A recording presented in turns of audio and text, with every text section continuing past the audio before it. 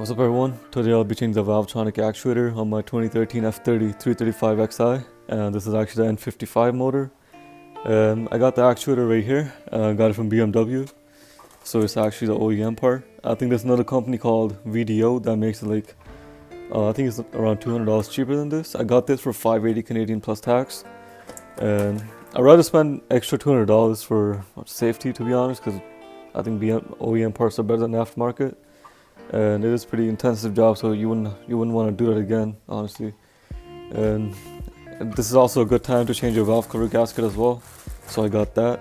And this little gasket is for the actuator. And this video is only for kind of entertainment, kind of just want to show you guys the steps I take.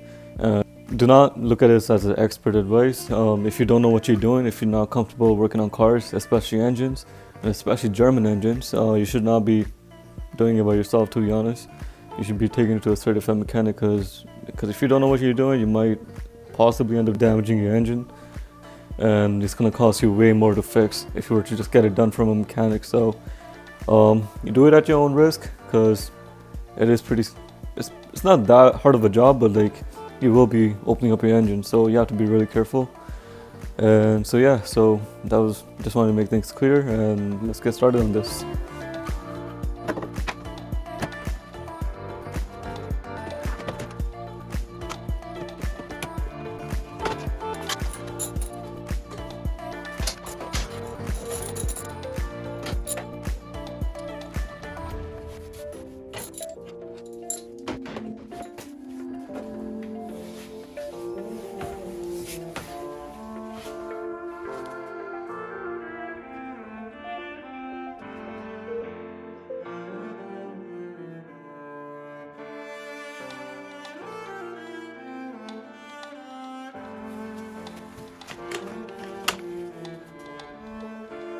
Alright, so I took off all the cowl stuff with the heat shield and everything.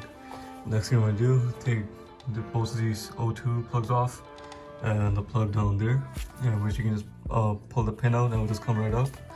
And this vacuum line right here, this hose right here, and this plug for the Valvetronic motor. So how you remove the plug is, you see this little pin right here, you press it in like that and you pull it up just like that.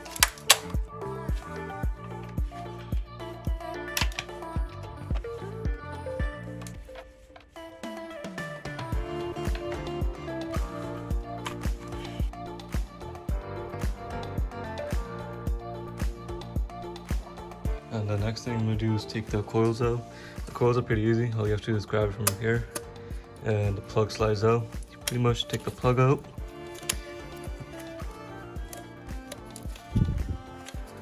Just like that.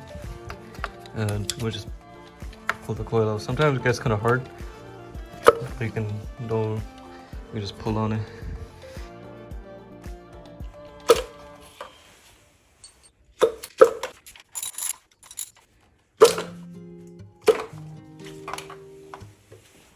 The next thing I'm going to do is take these fuel lines out, and these fuel lines are pressurized right now with fuel, and probably going to place a rag underneath one of these connectors and remove the nut, and all the pressure will release and a rag will soak up all the fuel. And do the same thing with all of them, because I think there is fuel in all of them. So we'll place a rag and unscrew it and you will be good to go.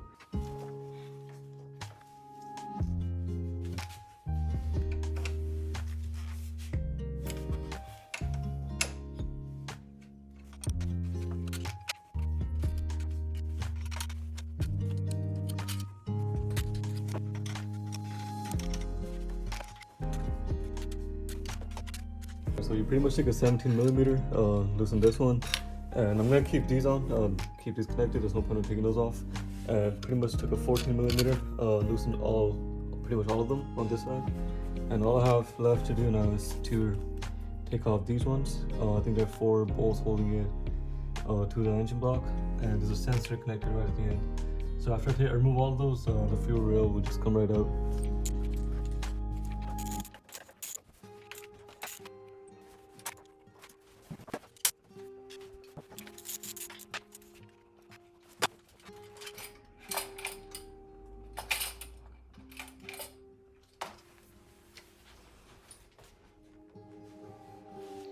Alright, so after taking the fuel lines off, the next thing I'm going to do is take off all the wiring, both of the plugs from the fuel injectors and the ground right here, from all three sides.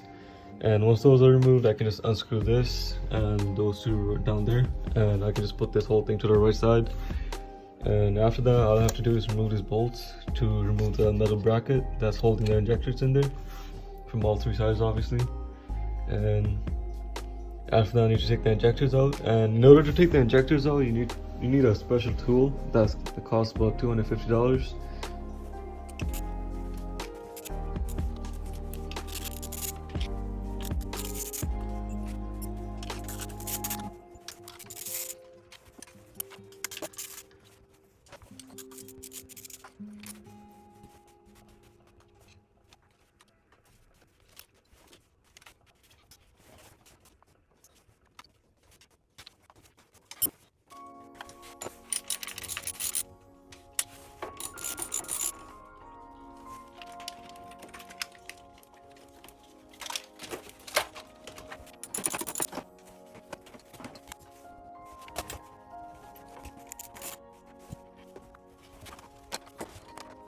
Alright, so I pretty much got all the wiring out of the way, even the positive line down there as well, which was connected right here with a 13mm.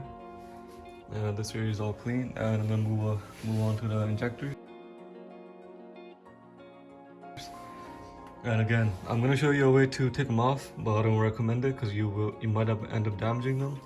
So what I'm basically gonna do, I have some air fittings right here, and this thing actually threads right on the injector. So I'm gonna thread it on. And I have another fitting that connects two things together. So I'm gonna thread this one on, make sure they're clean. And now I have this air filling thing to pump the tires. So this just screws on pretty much just like that. Again, this is a really sketchy way. Only do it if you don't really need your injectors and you just need to take them out, because this might end up damaging them, so you wouldn't want to do that. However, as I said, I might still end up changing mine because they kind of give me issues, kind of not.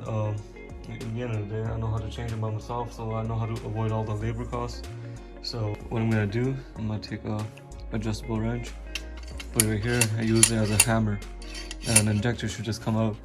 And another important note, make sure you put the injectors back in the same spot you took them out of, because they're coded accordingly to the certain piston, so you wouldn't want to put the first injector in the second place and the second one in the third place. So just mark them, take pictures, and just put them back at the same spot. Just like that. Number one's up. We'll do the same thing with the other ones.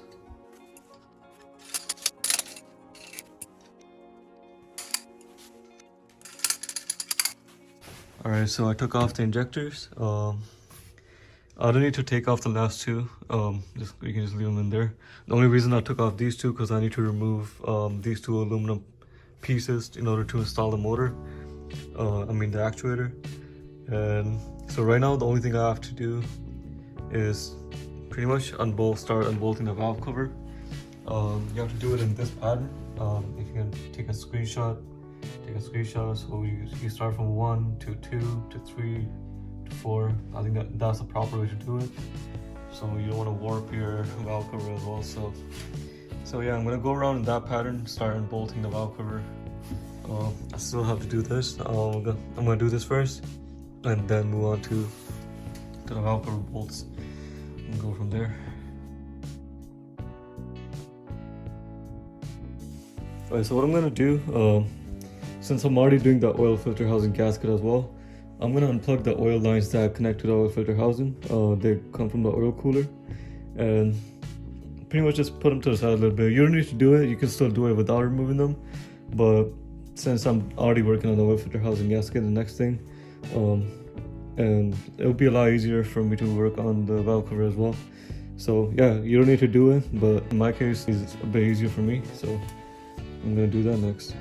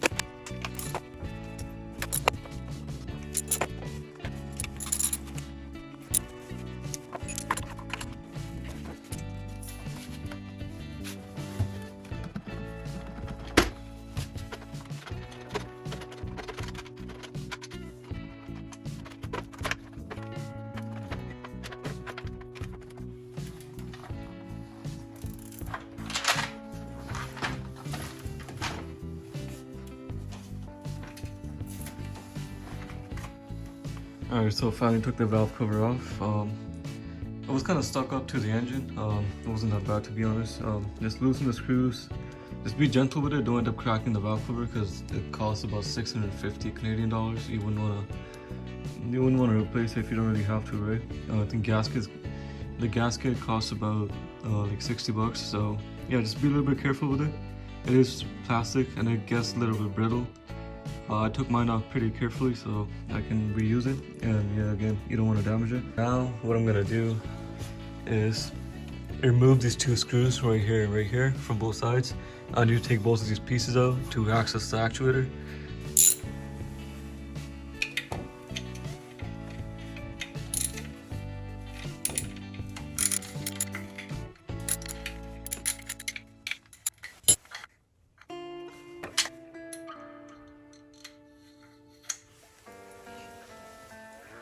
Another really important thing, once you're taking these off, these can really easily go through the fuel injector hole, so be really careful. It's gonna take no effort to slide through the fuel injector hole. If you have anything magnetic, what I did, I pretty much, once I loosened it, I had the finger supporting it and the magnet supporting it, and I didn't really let go of it from my hand completely. I was still holding it, and I was still holding it with the magnet too. So yeah, it's always good to have double protection. So another 20-minute project can turn into a 20 hours kind of project, so just be careful.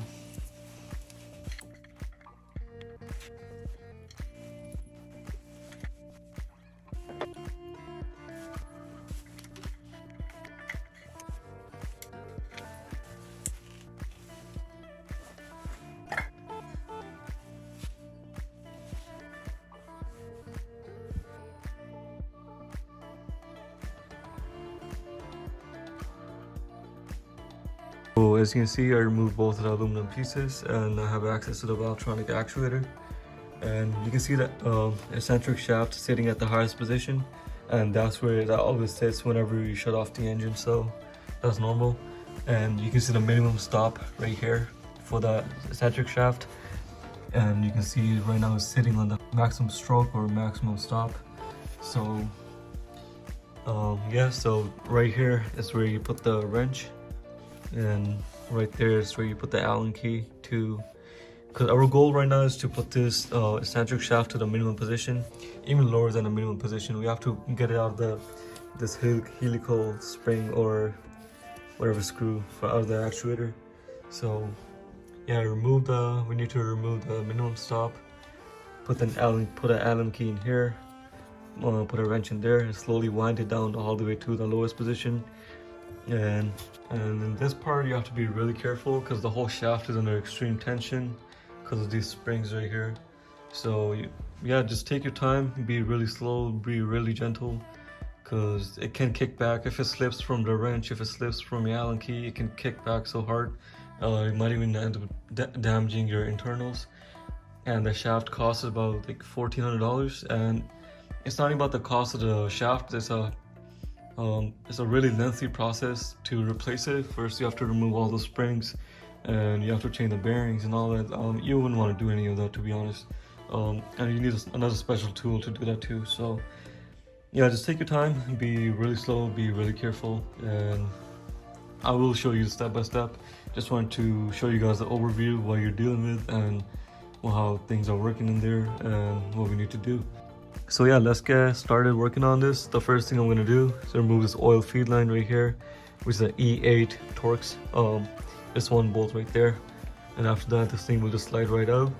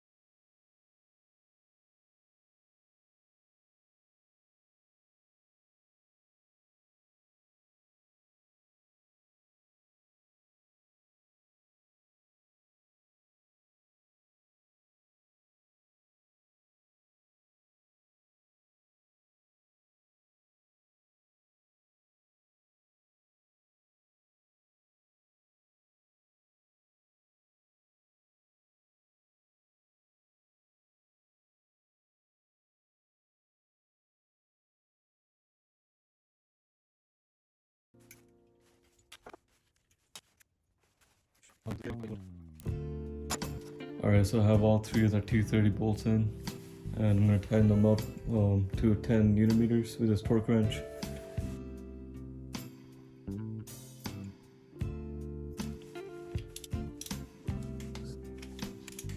So the new actuator is in, and I torqued the bolts to 10 Newton meters.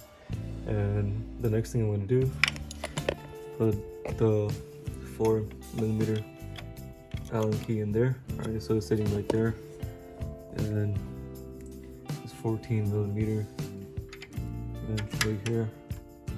And now whatever I did before, I'm gonna do the opposite. So I'm gonna put the eccentric shaft just like that. Right now it's still under extreme tension, so right now it's trying to shoot up there. So while I'm doing this, I'm gonna start turning the worm gear and start screwing the eccentric shaft. So I'm gonna put you guys on the side and do this because I need 2 hands to do this. And once it's in, we'll go from there.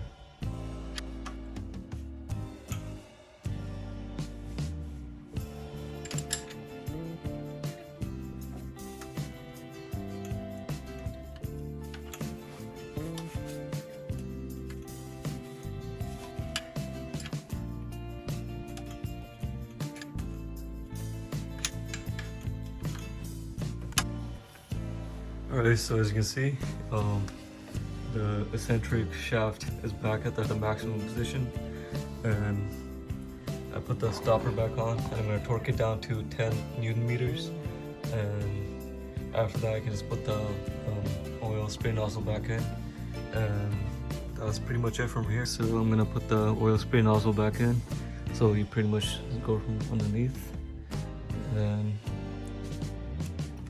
just, you can see if there's a little spot that's down there, it just goes in the plastic just like that, and just line up the hole right there and you'll be good. I'll put the screw back in.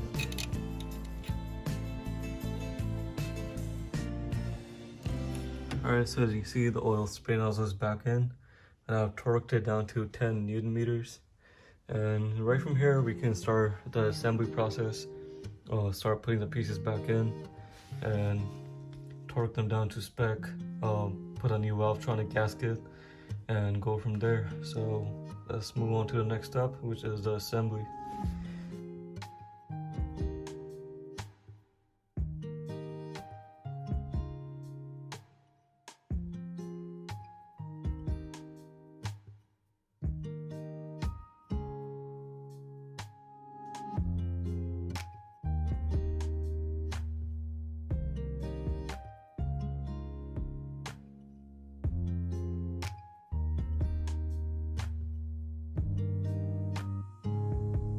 Alright, so got this cases back in, and I torqued down the bolts to 8.5 Newton meters.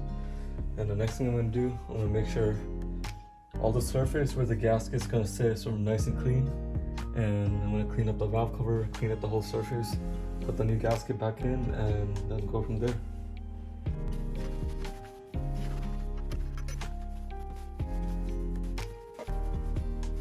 Alright, everything's good to go. Everything is tightened to the right torque specs. I made sure everything was good. Wasn't missing anything or nothing. Got a new valve cover gasket put on the valve cover.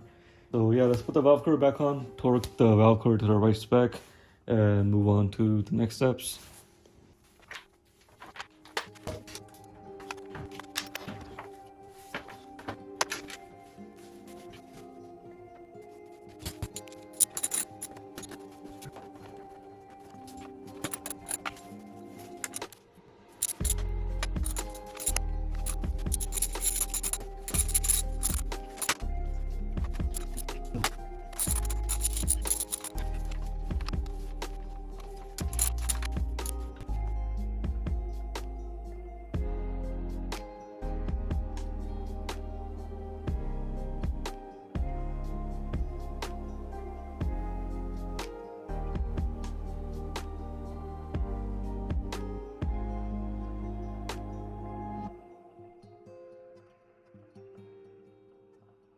Alright, so all the bolts are torqued to 8.5 Newton meters, and Next thing I'm gonna do, got this little gasket for the Valvetronic motor. So just put it on, pretty snug. Yeah, so it just goes in like that. Line up the holes and put the screws back in.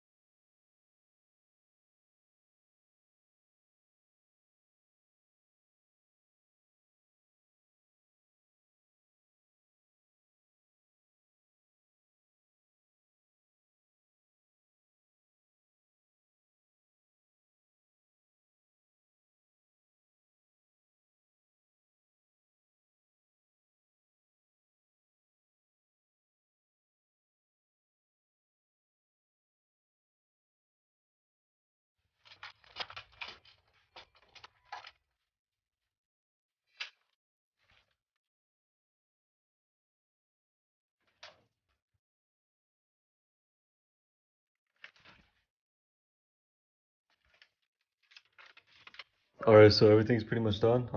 I got everything back together. So I have all the ignition coils in, all the electrical is done.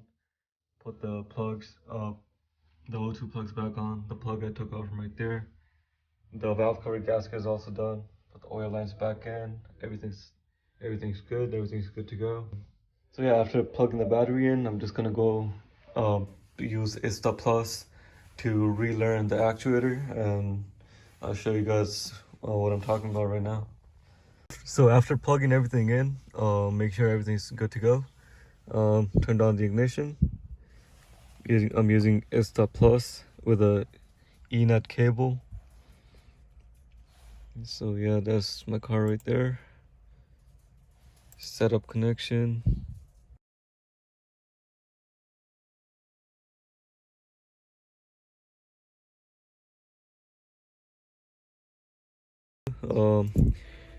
To relearn the new motor, we're gonna go to vehicle management, service functions, powertrain. Yeah, the first option, engine, electronics, MEVD, and adjustment. I think it should be just right here. Startup Valvetronic. So the following test module is necessary if a Valvetronic servomotor or eccentric shaft was changed. So yeah, we just changed our servomotor. Continue.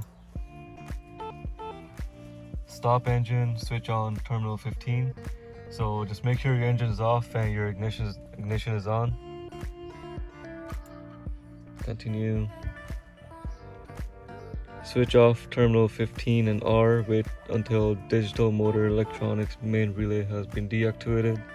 So what I'm gonna do, just hold the button till everything's off.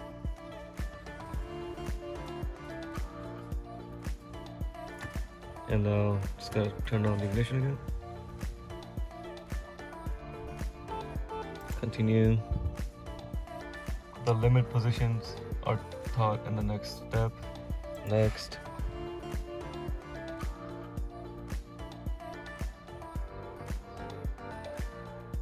So it's telling me to run engine at the idle speed. So I'm just gonna turn on the engine.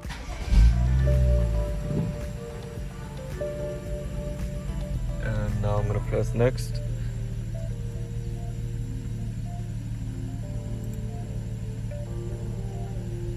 Continue.